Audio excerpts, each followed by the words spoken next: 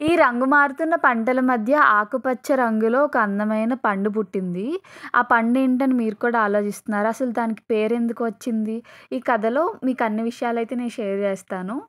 So, ఆ పండు ఆకులైతే ఇలా ఉంటాయన్నమాట చూడ్డానికి. అది మొత్తం తీగలు తీగలుగా స్ప్రెడ్ అవుతూ ఉంటుంది చుట్టుపక్కల మొత్తం. సో, అందుకే అది వేసినప్పుడు పాదు కాబట్టి, సో, దానికి సపోర్ట్ ఇచ్చి మనమైతే దాన్ని స్ప్రెడ్ చేయాలన్నమాట. సో, అలా పాదు ఎదిగినప్పుడు ఇలా ఫ్లవర్స్ అయితే స్టార్ట్ అవుతాయి. సో, ఇలా ఫ్లవర్స్ స్టార్ట్ అయిన తర్వాత దాన్ని గనక బీస్ గానీ, డిఫరెంట్ టైప్స్ ఆఫ్ ఇన్సెక్ట్స్ అనేవి పాలినేట్ చేస్తాయి. అలా పాలినేట్ చేసిన తర్వాత అలా చేయగా, చేయగా ఒక చిన్న కాయలా అయితే అదైతే ఫస్ట్ తయారవుతుంది. అలా తయారైన కాయ ఎదిగి, ఎదిగి ఒక పెద్ద గుమ్మడికాయలా అవుతుందనమాట. సో, ఇప్పటికే మీకు ఐడియా వచ్చేసుంటుంది. ఈరోజు మనం దేని గురించి తెలుసుకోబోతున్నామో.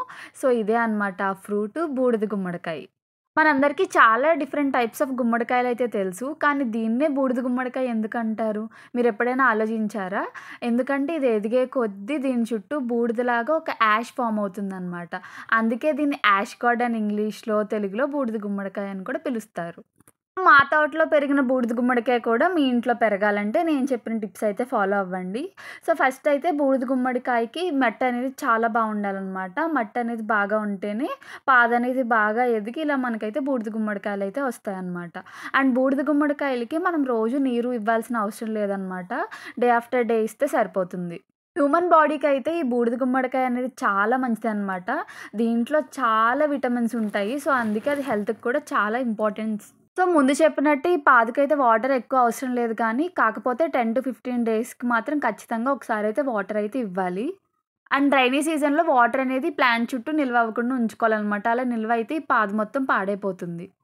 ఇలా మంచిగా, దృఢంగా, బలంగా తయారవ్వాలంటే మీరైతే ఫెర్టిలైజర్స్ ఇవ్వచ్చు. అండ్ లైక్ నేచురల్ ఫెర్టిలైజర్స్ అయిన కౌ డంగ్ ఇటువంటివి ఇవ్వచ్చనమాట. అంతేకాకుండా ఎన్‌పీకే, పొటాషియం ఇవన్నీ యూరియా ఇవన్నీ పాదు స్టార్టింగ్‌లో ఏస్తే కాయ అయితే బాగా బలంగా తయారవుతుంది. లేదు మాకు ఆర్గానిక్‌గా కావాలంటే మాత్రం ఓన్లీ కౌ డంగ్ అంతేకాకుండా కాంపోస్ట్ వేస్తే సరిపోతుంది.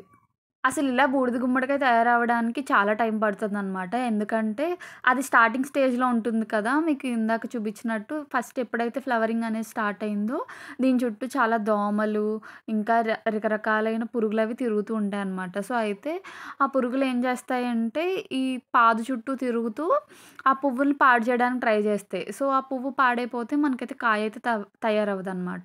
సో, అందుకే ఇనిషియల్ స్టేజ్‌లోనే ఇలా తీగలుగా మారినప్పుడే పాదునైతే మనం గమనించుకుంటూ ఉండాలి. గమనించుకుంటూ ఉంటూ ఈ పురుగులేమన్నా ఈ ఫ్లవర్‌కి పడుతున్నాయో లేదో చెక్ చేసుకోవాలనమాట.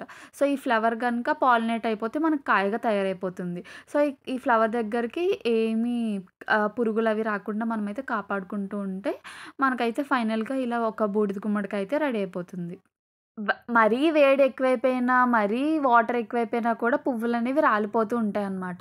సో, అవన్నీ మాక్సిమమ్‌గా చూసుకోవాలన్నమాట. Minimum water and maximum sunlight ఉండేలా చూసుకోవాలి. అంతేకాకుండా ఈ పెస్ట్‌లవి అటాక్ అయినప్పుడు నీమ్ ఆయిల్ స్ప్రే చేయడం గానీ, లేదంటే ఆర్గానిక్ ఫెర్టిలైజర్స్ ఏమన్నా యూజ్ చేస్తే కొంచెం ఇలా బూడిద గుమ్మడికాయ తయారయ్యే వరకు మనకైతే ఎక్స్‌పెక్ట్ చేయొచ్చన్నమాట మనం ఫ్లవర్స్ అనేవి కింద పడకుండా.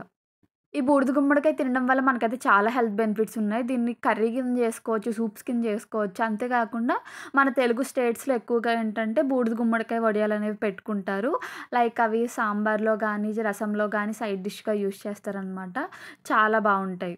ఇలా బూడిద గుమ్మడికాయ ఆకులుంటాయని చెప్పాను కదా! సో, మీరు గనక ఫస్టే స్టార్టింగే దానికి కావాల్సిన ఫెర్టిలైజర్స్ గానీ, ఇది గానీ ఇవ్వకపోతే అది ఫుడ్ సరిగ్గా ప్రిపేర్ చేసుకోలేదనమాట. సో, అది సరిగ్గా ఫుడ్ ప్రిపేర్ చేసుకోపోతే మనకైతే ఎక్కువ కావాల్సిన పండ్లయితే అది ఇవ్వలేదు. సో, అందుకే ఇనిషియల్ స్టేజ్‌లో ఉన్నప్పుడే ఎక్కువ ఫ్లవర్స్ వచ్చేలాగా మనమైతే చాలా బలమైన ఫెర్టిలైజర్స్ అయితే దానికి ఇస్తూ ఉండాలి. మాక్సిమం ఒక ఫ్యామిలీకైతే ఒక చెట్టుంటే చాలు. ఒక పాదుంటే చాలనమాట. ఎందుకంటే, ఒక పాదుని మీరు బలంగా పెంచుకుంటే చాలా బూడిద గుమ్మడికాయలిస్తాయి. సో, మీరవి ఇంట్లోకి వాడుకొని, పక్కింటి వాళ్ళకి కూడా పంచిపెట్టుకోవచ్చనమాట. కాకపోతే, ఆ వచ్చిన ఒక్క మొక్కను మాత్రం చాలా కేర్‌ఫుల్‌గా అయితే మీరైతే చూసుకోవాలి.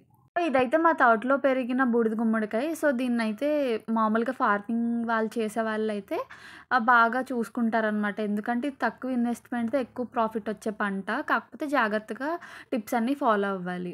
సో, నేను చెప్పిన టిప్స్ అన్నీ మీకు గుర్తున్నాయి కదా! ప్రూనింగ్ అయితే చేయాలి. వాటర్ అనేది ఎక్కువ ఇవ్వకూడదు. ఒక 10-15 డేస్ వాటరింగ్ అయితే ఇవ్వాలి.